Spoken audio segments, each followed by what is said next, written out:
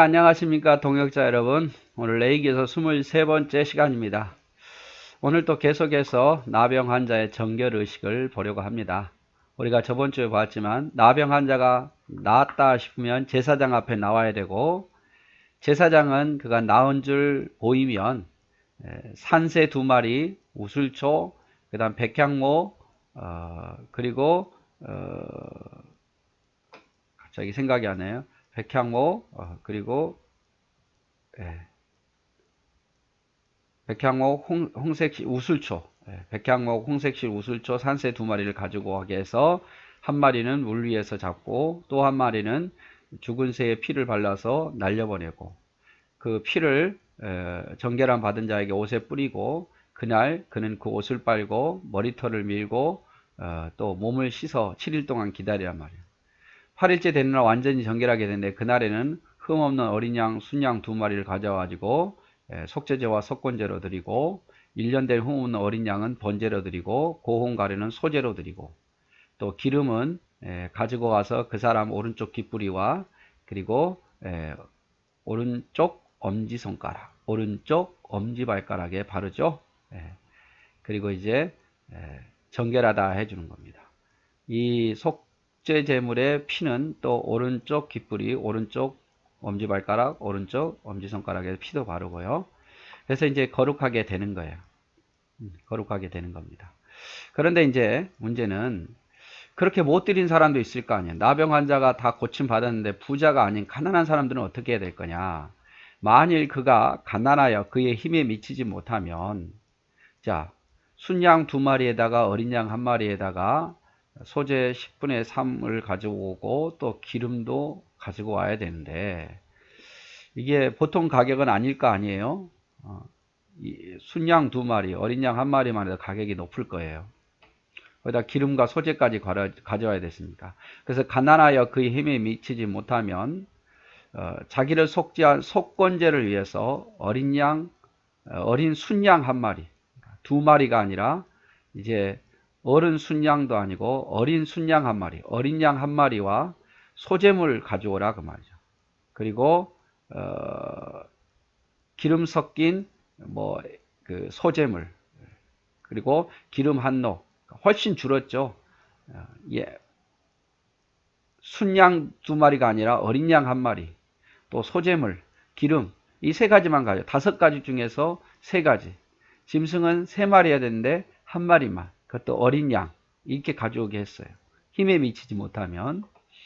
그의 힘이 미치는 대로 이것도 안 된다, 어린 양 1마리도 안 되고 그런다 그러면 산비둘기나 집비둘기 2마리를 가져오고, 그래서 하나는 속죄제물로 하나는 번제물로 삼게 했단 말이죠.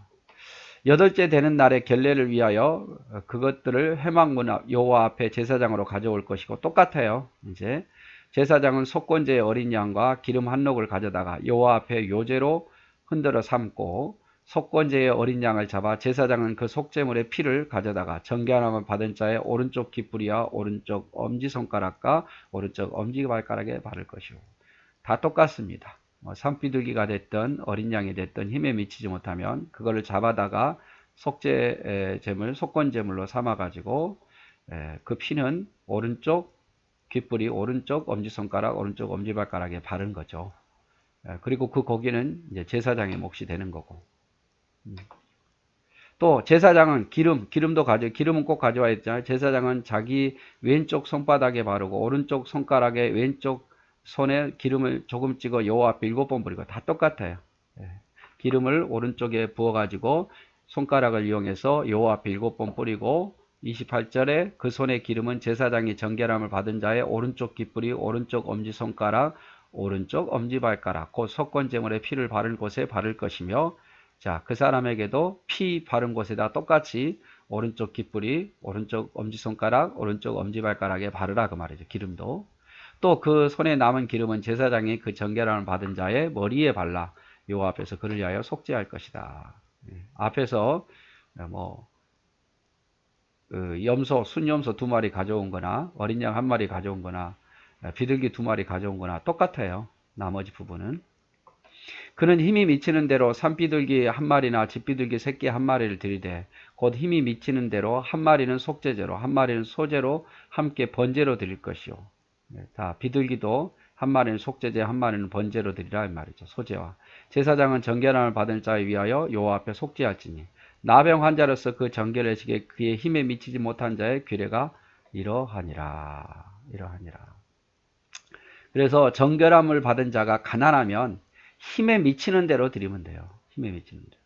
반드시 속죄물을 드리게 했다는 거죠.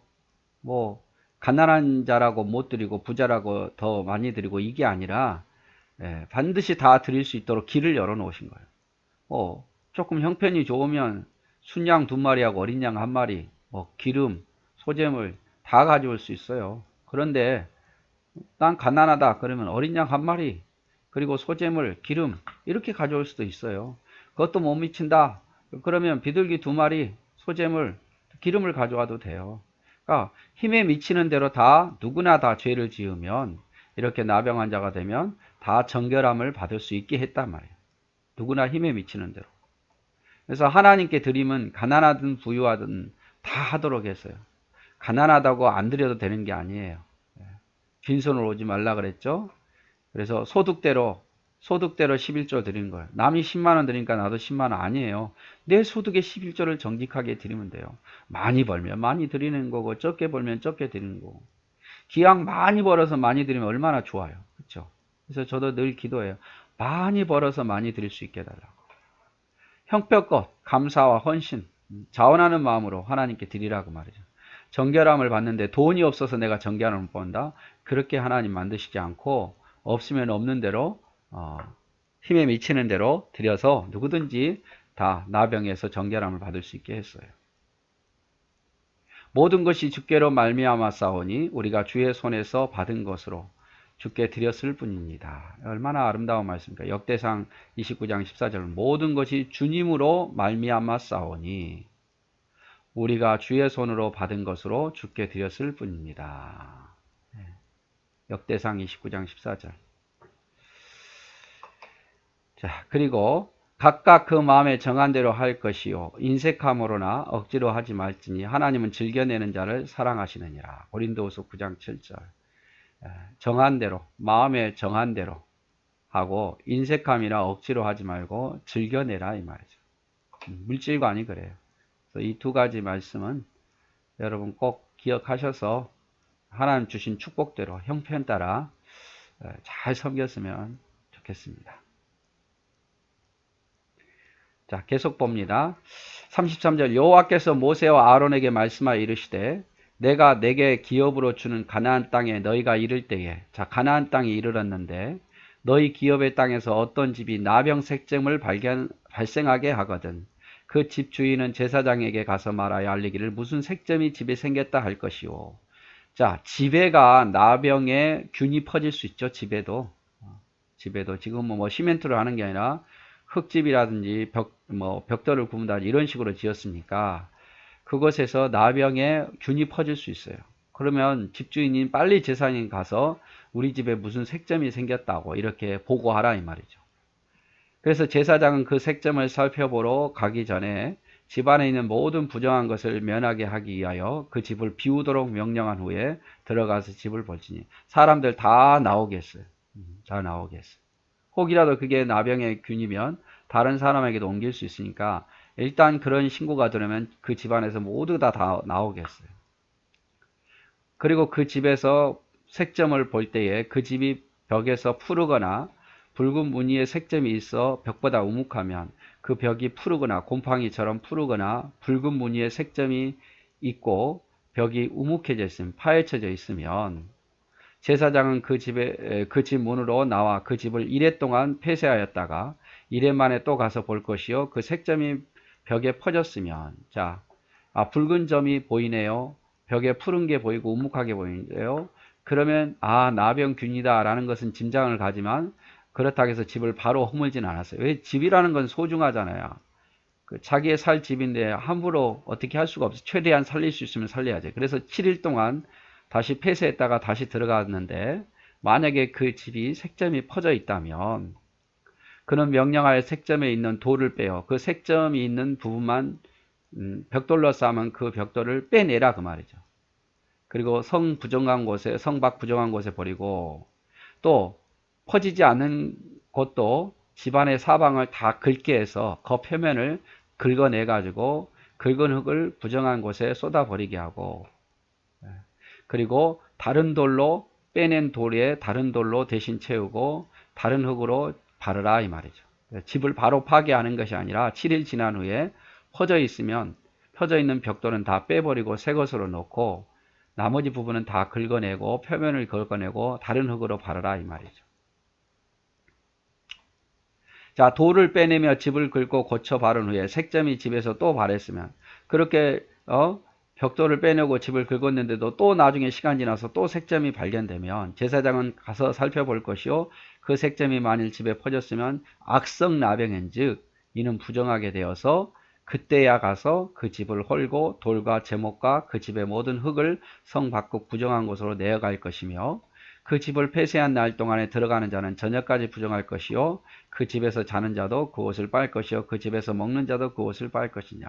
그래서 그동안에 이렇게 나병 환자의 나병의 균이 퍼진 집에서 살았던 사람은 부정하게 되고, 또 거기서 잔 사람도 그 집에서 음식을 먹은다 다 부정하게 되어서, 사람이 만약에 퍼졌다면 그 사람도 나병 환자지만 그렇지 않다면 그 사람은 저녁까지 부정해서 하나님의 성전에 다른 사람하고 접촉을 못하게 하는 거죠. 다음 날에야 정결하게 되는 거예요. 자, 그 집을 고쳐 바른 후에 제사장이 들어가서 살아보아서 색점이 집에 퍼지지 아니하였으면, 만약에 그 집에 들어갔어요. 7일 후에 들어갔는데 들어가 보니까 색점이 안 퍼졌어요. 이는 색점이 나은 것이니 제사장은 그 집을 정하다 하고 그는 그 집을 정결하게 하게 하여 새 2마리와 백항목과 홍색실과 우슬초를 가져오게 했더라. 나병 환자가 나은 것처럼 똑같은 걸 가져오라 그러죠. 새 2마리, 백향목, 홍색실, 우슬초. 그래서 똑같이 잡습니다. 나병 환자가 나을 때와 똑같이 새 하나를 흐르는 물 질그듯 안에서 잡고 백향목과 우슬초와 홍색실과 살아있는 새를 가져다가 잡은 새의 피를 흐르는 물에 찍어 그 집에 7번 뿌릴 것이요. 이제 사람에게 뿌리는 게 아니라 7번 그 집에 죽은 새의 피를 뿌리는 거죠. 그 새의 피와 흐르는 물과 살아있는 새와 백향목과 우슬초와 홍색실로 집을 정결하게 하고 그 살아있는 새는 성 밖으로 놓아주고 그 집을 위하여 속죄할 것이라. 그리하면 정결하게 되리라. 이거는 가옥이 이제 7일 후에 색점이 더 이상 퍼지지 아니하면 정결했는데, 그 가옥에 대해서도 새 2마리, 백향목, 홍색실, 우슬초를 가지고 해서 정결하는 행식을 행사를 했다 이 말이죠. 자, 이스라엘 백성이 거하는 가옥에 나병이 번져, 사람이 아니라 집에 나병이 번졌을 때 색점이 생기면 제사장에게 고해야 됐고, 제사장은 모든 것을 비우고 7일을 지켜보죠. 색이 점점 퍼져 있으면 흙을 긁어내고 새로운 도구로 돌과 흙으로 대체하죠. 그리고 나중에 또 지켜봤는데 더 이제 확산돼 있으면, 그렇게 하고 난 뒤에도 확산돼 있으면 그 집을 허물어 버리는데, 7일 동안 지켜봐서 퍼지지 않았으면 그는 그 집을 위해서 정결 예식을 행한 거죠. 새 2마리, 홍색실, 우슬초, 백향목을 가지고 와서 그곳에 이제 뿌리는 거죠. 그리고 그곳에 있었던 사람들은 저녁까지는 부정하게 되어서 옷을 빨고 다음 날에 정결하게 되었다 이 말이죠. 자, 이는 각종 나병 환부에 대한 규례다. 나병 환자에 대한 규례다. 그래서 13장 14장은 나병 환자에 대한 규례니, 옴과 의복과 가옥과 또 돋는 것과 뾰루지와 색점이 있으면 제사장에게 반드시 보이라 그 말이죠. 어느 때는 부정하고 어느 때는 정함을 가르치는 것이니 나병의 규례가 이러하니라. 그래서 나병 환자는 어떻게 보면 이스라엘 백성들에게 있어서 아주 범죄와 같은 죄악과 같은 것이니까 철저하게 다루었던 것 같아요. 언제든지 나병이 다시 발생할 수 있죠. 언제든지 옷에도 그럴 수 있고 집에도 그럴 수 있고 개인에게도 그럴 수 있고, 그렇듯이 죄악은 언제든지 우리 가운데 있을 수 있어요.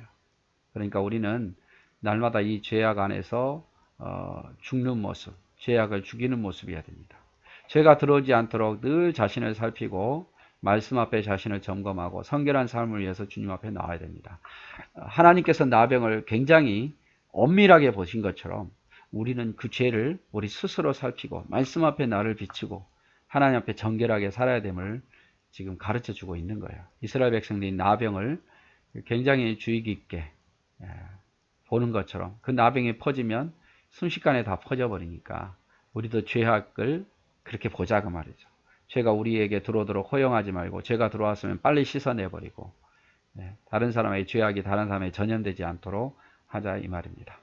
오늘 또 이제 나병 환자에 대해서 두 번째 시간 보았습니다. 고생하셨습니다. 사랑하고 축복합니다.